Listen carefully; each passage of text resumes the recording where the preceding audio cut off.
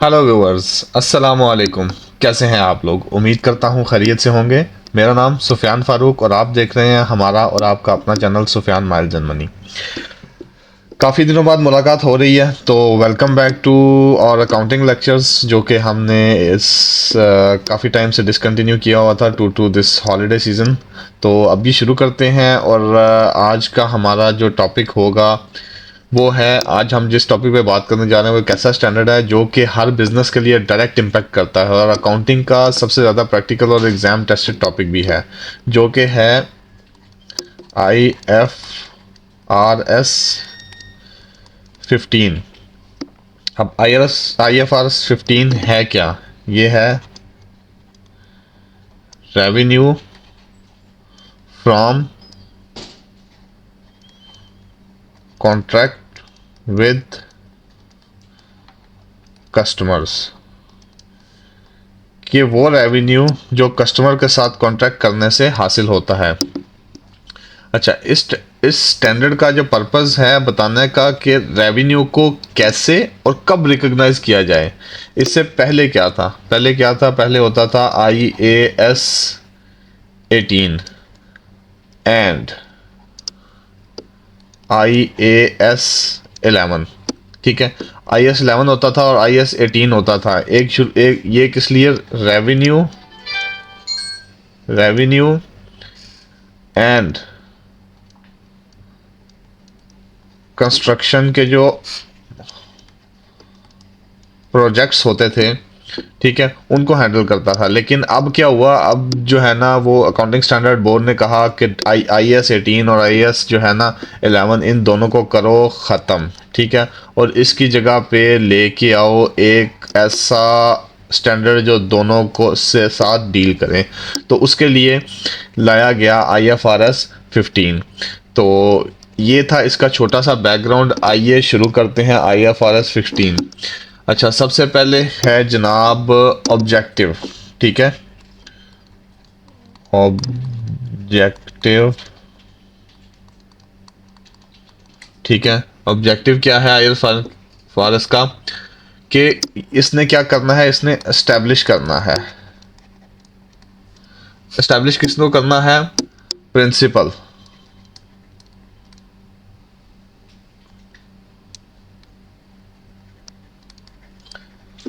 Principal for reporting. ठीक है, reporting के लिए इसने प्रिंसिपल बनाना है।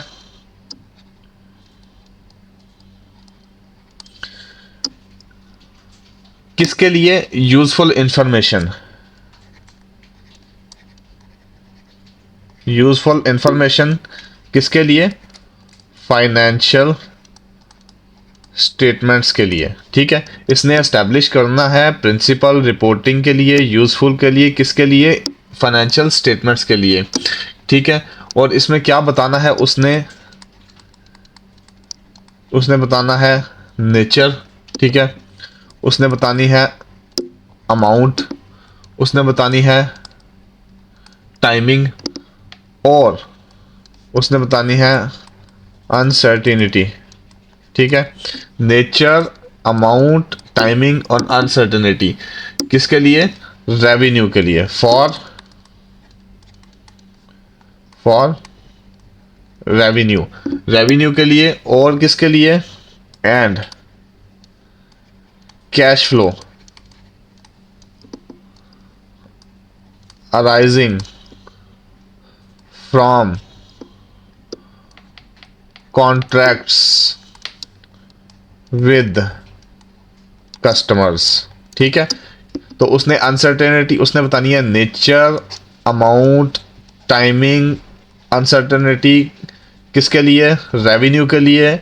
एंड कैश फ्लो जो कि आएगी कहाँ से? Contracts with customers. तो कस्टमर्स के साथ जो कॉन्ट्रैक्ट करते हैं उससे जो कैश फ्लो आएगी उसके बारे में उसने बताना है।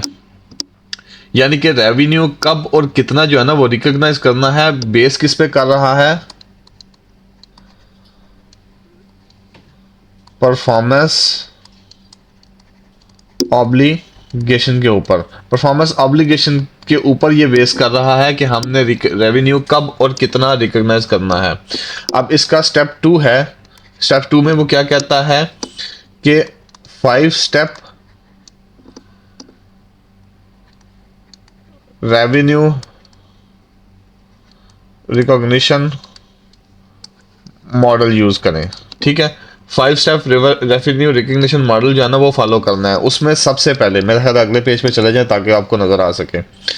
उसमें सबसे पहले वो कहता है कि स्टेप वन क्या होगा, आपने क्या करना है, identify the contract with customer. सबसे पहले आपने कस्टमर के साथ ना वो जो कॉन्ट्रैक्ट है उसको आइडेंटिफाई करना है कि वो फॉर्मल कॉन्ट्रैक्ट है, इनफॉर्मल कॉन्ट्रैक्ट है, रिटन है, ओरल है, कॉन्ट्रैक्ट है किस तरह का। ठीक है, ये आपका सबसे पहला स्टेप होगा कि आपने आइडेंटिफाई करना है कि कॉन्ट्रैक्ट है किस तरह। अब दूसरा स्टेप इसमें क्या होगा, दूसरे स्टेप में वो कहता है identify the contract identify the performance obligation. दूसरे नंबर पर वो कहता है कि आपने आइडेंटिफाई करना है कि इसमें परफॉर्मेंस ऑब्लिगेशन क्या है, हर वो प्रॉमिस गुड और सर्विसेज जो सेपरेटली डिलीवर किया जा सकता है। ठीक है, सेपरेट करना है, यानी गुड्स हैं तो वो सेपरेट कर सकते हैं, सर्विसेज हैं तो वो सेपरेट करने हैं। दूसरे स्टेप में आपने परफॉर्मेंस ऑब्लिगेशन जो है वो इसको आइडेंटिफाई करना है। तीसरे स्टेप थर्ड स्टेप में वो क्या कहता है कि आपने डिटरमिन करनी है द ट्रांजैक्शन प्राइस। ठीक है, इसमें आपने डिटरमिन करनी है कि कस्टमर से मिलने वाला टोटल कंसिडरेशन है कितना, वो ट्रांजैक्शन प्राइस, वो जो अमाउंट, वो जो पैसे, वो जो रेवेन्यू आपने मिलना है वो है कितना। ठीक है, उसके बाद स्टेप नंबर होगा 4। स्टेप 4 में क्या कहता है, स्टेप 4 में कहता है allocate the transaction price to the performance obligation. ठीक है, चौथे नंबर पे वो ये कह रहा है कि ये जो आपका फेयर वैल्यू का हिसाब से वो इसको जो है ना वो आपने डिस्ट्रीब्यूट करना है कि आप इसको अलग कर सकें। आप जो आपने स्टेप 3 पे डिटरमिन किया ना ट्रांजैक्शन प्राइस, इसको एलोकेट कर सकें, इसको फेयर वैल्यू के हिसाब से जो है ना वो डिस्ट्रीब्यूट कर सकें इन दोनों के ऊपर। ठीक है, पांचवें और आखिरी स्टेप में क्या कहता है, वो कहता है recognise revenue when or as the entity satisfies a performance obligation। अब इसमें वो क्या कहता है, रेवेन्यू तब रिकॉग्नाइज करना है जब कंट्रोल जो है ना वो आपका वो ट्रांसफर हो जाए। Recognise revenue when or as the entity satisfies a performance obligation. ठीक है, तो जब आपका वो कंट्रोल जो है वो अगले घर में अगली जगह पर ट्रांसफर हो जाए तो आपने इसको रिकॉग्नाइज करना है। सबसे पहले क्या करना है, कॉन्ट्रैक्ट को आइडेंटिफाई करना है, फिर क्या करना है, आइडेंटिफाई करना है परफॉर्मेंस ऑब्लिगेशन को, फिर क्या आइडेंटिफाई करना है, उसमें डिटरमिन करनी है ट्रांजैक्शन प्राइस, फिर ये जो ट्रांजैक्शन प्राइस है इसको एलोकेट करना है परफॉर्मेंस ऑब्लिगेशन के साथ कि कितनी परफॉर्मेंस की कितनी ट्रांजैक्शन प्राइस होगी। फिर जो है ना 5वें नंबर पे आपने क्या करना है, आपने रेवेन्यू को रिकॉग्नाइज करना है जब एंटिटी जो है ना वो सेटिस्फाई कर दे परफॉर्मेंस ऑब्लिगेशन, यानी आप जो है ना वो कंट्रोल को अगले घर के ऊपर ट्रांसफर कर दें। ठीक है, अब हम एग्जाम्पल देखते हैं।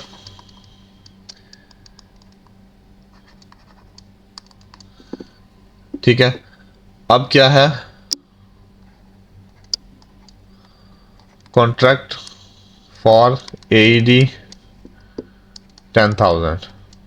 ठीक है, अब क्या होता है, कंपनी ना एक कॉन्ट्रैक्ट साइन कर लेती है। ठीक है, कस्टमर के साथ क्या करना है, उन्होंने इस 10,000 में मोबाइल फ़ोन देने हैं और साथ में ए मोबाइल फोन्स, बी, ठीक है, बी में वो क्या करना है उन्होंने 1 ईयर फ्री सपोर्ट देनी है। अब इसमें आप देखेंगे ना वो जो जो दो आपको ना, ये सबसे पहले आपको कॉन्ट्रैक्ट, ये आपने कॉन्ट्रैक्ट आपको नजर आ गया कि हाँ ये रिटर्न कॉन्ट्रैक्ट एक हो गया, कितनी अमाउंट, वो जो है ना वो 10,000 की, जो 5 स्टेप आपके पास बताए थे। अच्छा उसमें अब है क्या, उसमें अब आपको ये देखना है, देखें मैं फिर दोबारा पीछे आपको एक दफ़ा दिखाता हूँ। आइडेंटिफाई कॉन्ट्रैक्ट विद कस्टमर, ठीक है, तो कॉन्ट्रैक्ट आपको यहाँ पे नजर आ गया, कस्टमर के साथ कॉन्ट्रैक्ट हो गया, ये एक रिटर्न कॉन्ट्रैक्ट है, ठीक है। परफॉर्मेंस ऑब्लिगेशन क्या है, परफॉर्मेंस ऑब्लिगेशन आपका यहाँ पे आ गया कि आपने मोबाइल फ़ोन प्रोवाइड करने और 1 साल की सपोर्ट देनी है, ठीक है। फिर उसमें क्या कहा था, डिटरमिन द ट्रांजैक्शन प्राइस, ठीक है, तो ट्रांजैक्शन प्राइस आपने क्या डिटरमिन किया, ये है ट्रांजैक्शन प्राइस जो कि है 10,000 ट्रांजैक्शन प्राइस है, ठीक है। तो ट्रांजैक्शन प्राइस भी आप अब, ठीक है, वैलिड कॉन्ट्रैक्ट हो गया, ट्रांजैक्शन प्राइस होगी।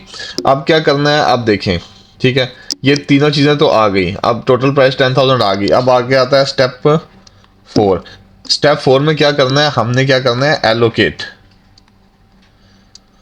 एलोकेट एलोकेट कैसे करना है, जैसे कि अब फ़ोन है, फ़ोन की वैल्यू होगी 9,000, तो जब अब फ़ोन, ठीक है, और सपोर्ट की वैल्यू जो है ना वो होगी 1,000, ठीक है। ये आपका स्टेप नंबर 4 था। स्टेप नंबर 4 हमारा क्या था, allocate the transaction price to the performance obligation, ठीक है। तो परफॉर्मेंस ऑब्लिगेशन के साथ वो फेयर वैल्यू के हिसाब से मैंने आपको बताया था ये आपकी काउंट होंगी, ठीक है, ये आपने एलोकेट करना है, ठीक है। अब एलोकेट करने के बाद, ठीक है, आपने आपने क्या करना है, रिकॉग्नाइज, ठीक है।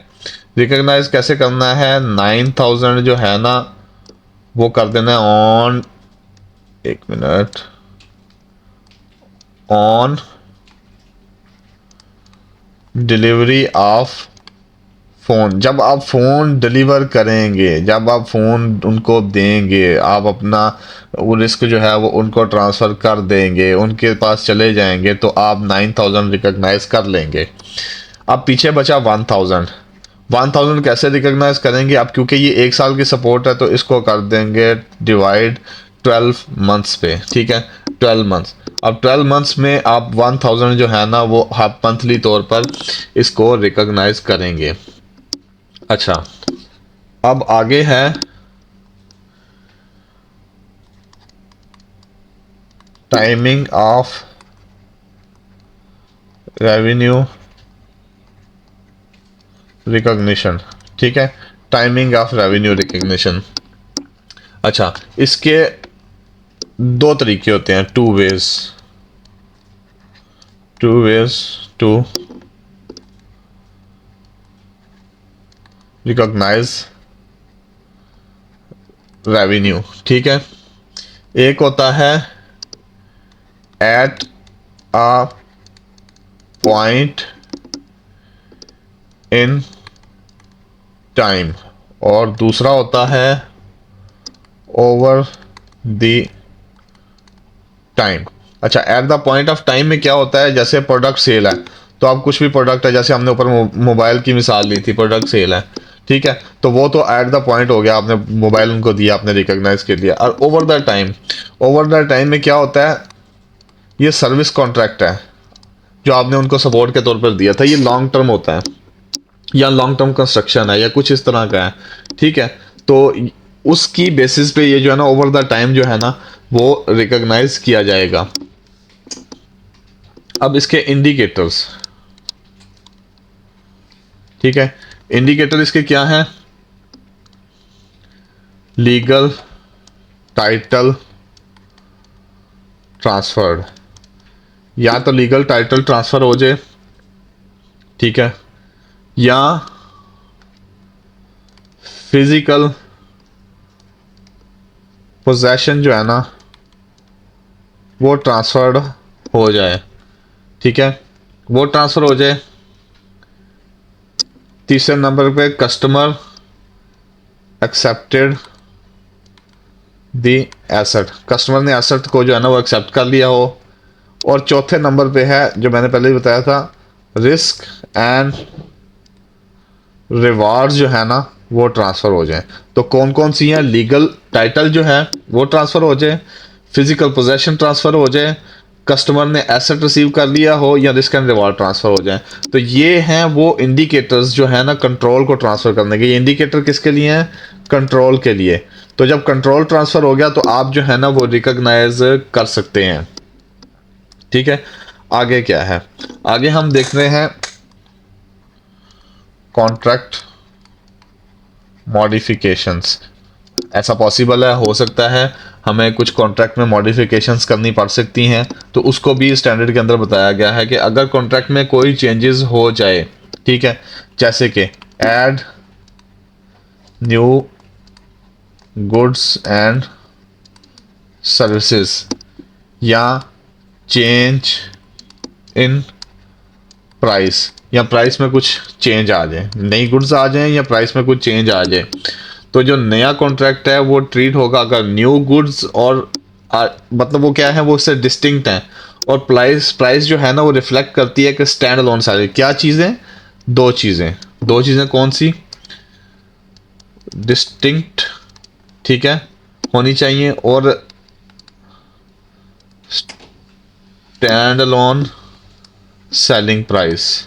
ठीक है, तो ये जो है ना आप कॉन्ट्रैक्ट की मॉडिफिकेशन में न्यू गुड्स के लिए ये यूज़ कर सकते हैं। दूसरा तरीका ये है कि आप जो एग्जिस्टिंग कॉन्ट्रैक्ट है उसी को जो है ना वो मॉडिफाई करने की कोशिश करें।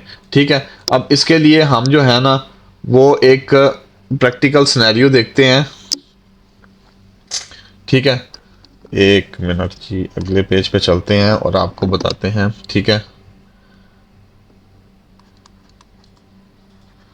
प्रैक्टिकल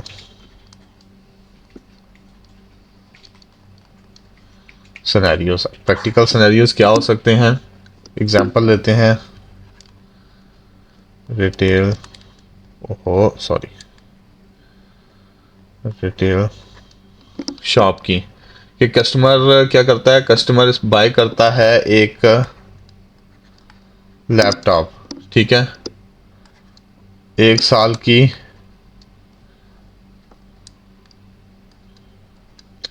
एक साल की वारंटी के साथ और फ्री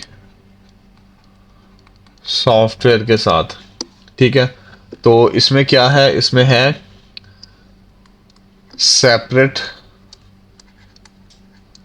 परफॉर्मेंस ऑब्लिगेशन है, जो कि क्या है? लैपटॉप सप्लाई करना। और दूसरी क्या है? सॉफ्टवेयर सपोर्ट, यानी सॉफ्टवेयर सपोर्ट देना। ये कहाँ पे होगा? ओवर द टाइम, जैसा कि मैंने पहले आपको बताया था। अब कंस्ट्रक्शन कंपनी की दूसरी मिसाल लेते हैं। कंस्ट्रक्शन कंपनी, ठीक है, कंपनी बिल्ड करती है, कंपनी ने बिल्ड करना है 18 महीने के अंदर। ठीक है, एक बिल्डिंग 18 मंथ्स के अंदर क्या करना है? एक बिल्डिंग को बिल्ड करना है। तो जो उसकी रेवेन्यू रिकग्निशन होगा ना, ठीक है, वो ओवर दी टाइम बेस होगा। ठीक है, कि लेट सपोज उसने, मतलब अब आप क्या कह रहे हैं कि परसेंटेज ऑफ कंप्लीशन होगा, परसेंटेज ऑफ कंप्लीशन, यानी जितना उसने, अगर उसने 10% कंप्लीट कर ली है 3 महीने के अंदर, तो 3 महीने बाद आप 10% को रिकॉग्नाइज कर सकते हैं। ठीक है, जब उसने 20 कर लिया तो मजीद 10% आप अगले 3 महीने में कर सकते हैं। इस तरह कराते कराते आपने 18 महीने में ना वो पूरे का पूरा ना रिकॉग्नाइज करना है। ठीक है, अब इसकी डिस्क्लोजर रिक्वायरमेंट क्या है उस पर देख लेते हैं। इजी है, आसान है, सिर्फ समझने की बात है। ठीक है, मुश्किल नहीं है, बहुत इजी है, बहुत इजी कर दिया है। अगर हम IS 8 और IS 11 से देखें तो इसको बहुत इजी कर दिया गया है।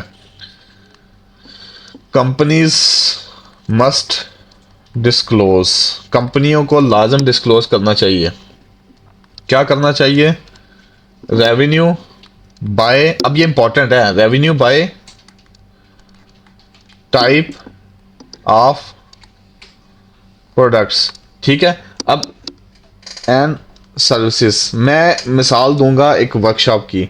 वर्कशॉप के अंदर क्या होता है कि आप सर्विसेज भी प्रोवाइड कर रहे हैं, आप पार्ट्स भी प्रोवाइड कर रहे हैं, और आप समटाइम वारंटी भी दे रहे होते हैं। तो जो है ना वो रेवेन्यू आपको इस तरह, अब पार्ट्स के हिसाब से, सर्विसेज का सर्विसेज के हिसाब से, जो सर्विसेज आपने दी हैं, जो आपने वारंटी दी है उसको उसके हिसाब से ओवर द टाइम, ठीक है। ये सारी चीज़ें आपने उसमें रिकॉग्नाइज करनी है, आपने रेवेन्यू को इन टाइप अलग अलग दिखाना है वहाँ पे। एज पर IFRS 15 आपको ये रेवेन्यू रिकग्निशन में दिखाना है, ठीक है। फिर उसके बाद आता है कॉन्ट्रैक्ट बैलेंसेस, ठीक है। रिसीवेबल्स हैं, लाइबिलिटी हैं, रिसीवेबल्स हैं, लाइबिलिटीज हैं, ठीक है। तो ये भी आपने दिखानी है कि ये रिसीवेबल है हमारे, ये लाइबिलिटीज हैं हमारी। और फिर उसके बाद आपने क्या दिखाना है, performance obligation not yet fulfilled. ऐसा नहीं है कि वो फुलफिल्ड होने ही नहीं है, ठीक है। जो अभी तक फुलफिल नहीं हुए जिन्हें बाद में आपने फुलफिल करना है, ठीक है।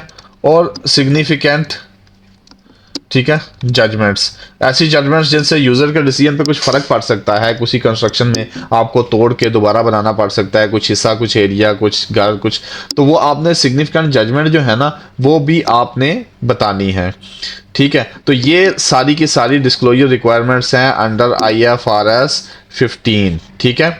आपने ये सारे डिस्क्लोजर देने हैं। कंपनीज मस्ट डिस्क्लोज क्या, revenue bye type, products and services, ठीक है। उसके बाद कॉन्ट्रैक्ट बैलेंसेज, रिसीवेबल्स, लाइबिलिटीज, उसके बाद परफॉर्मेंस ऑब्लिगेशन जो अभी तक आपने फिल नहीं किया, ठीक है, और जो करना है, और उसके बाद सिग्निफिकेंट जजमेंट्स अगर आपको कुछ नज़र आती हैं, ठीक है। तो ये थी डिस्क्लोजर रिक्वायरमेंट थी, और ये था हमारा आज का स्टैंडर्ड जो कि था IFRS 15, ठीक है। और इसके समरी में क्या है कि इसमें क्या करना है, आइडेंटिफाई करना है आपको कॉन्ट्रैक्ट, ठीक है, कॉन्ट्रैक्ट आइडेंटिफाई करना है, परफॉर्मेंस ऑब्लिगेशन को आइडेंटिफाई करना है, डिटरमिन करनी है ट्रांजैक्शन प्राइस, अलोकेट करनी है प्राइस ऑब्लिगेशन, और उसके बाद आपने क्या करना है, रेवेन्यू को रिकॉग्नाइज करना है। तो ये जो IFRS 15 है, ये आपने इंश्योर करना है कि रेवेन्यू जो है ना वो प्रॉपरली, एक्यूरेटली, कंसिस्टेंटली और ट्रांसपेरेंटली जो है ना वो रिपोर्ट हो। और ये स्टैंडर्ड जो है ना CFO हो, स्टूडेंट हो, हर एक को समझना बहुत ज़रूरी है। और स्पेशली वो लोग जो कॉन्ट्रैक्ट्स, सर्विसेज या बंडल ऑफ गुड्स के ऊपर काम कर रहे हैं ना, ये उन लोगों के लिए समझना बहुत ज़रूरी है। बहुत इजी था, तो मेरे लेक्चर को शुरू से एंड तक देखिए, इसको समझिए और अपनी कंपनियों के अंदर, अपने काम के अंदर इसको यूज़ कीजिए और समझिए। ये रिक्वायरमेंट है, ये आपके लिए इंपॉर्टेंट है, बहुत ईजी कर दिया गया है। ये था हमारा आज का लेक्चर। दोबारा मुलाकात होगी किसी नए लेक्चर में। दुआओं में याद रखिएगा, हमारे चैनल को लाइक कीजिएगा, शेयर कीजिएगा, सब्सक्राइब कीजिएगा और बेल आइकन को दबाइएगा। दोबारा मुलाकात होगी किसी नए लेक्चर, किसी नए व्लॉग में। अल्लाह हाफिज।